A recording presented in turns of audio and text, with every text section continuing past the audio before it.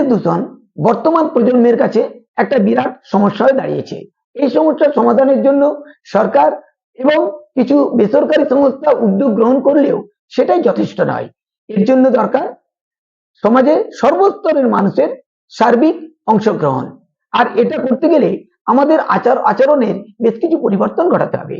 যেমন প্লাস্টিক দ্রব্য বর্জন করতে হবে, যত্রতত্র মলমূত্র ত্যাগ করা চলবে না, পুকুর নদী নালার জল যাতে পরিষ্কার থাকে তার জন্য উদ্যোগ গ্রহণ করতে হবে, আমাদের বাড়ির চারপাশ সর্বদা পরিষ্কার পরিচ্ছন্ন রাখতে হবে, আমরা যে যেখানে বসবাস করি যেখানে সম্ভব সেখানেই ছোট বড় সবুজ গাছ লাগাতে হবে। আর এগুলো করতে পারলেই আমরা পরবর্তী প্রজন্মকে একটা সুন্দর সুস্থ পরিবেশ দান করতে পারবো। এসো আমরা সকলে এই কাজে ব্রতী হই। ভিডিওটা ভালো লেগে থাকলে একটা লাইক ও শেয়ার করো, আর এই ধরনের ভিডিও পাওয়ার জন্য চ্যানেলটিকে সাবস্ক্রাইব করো।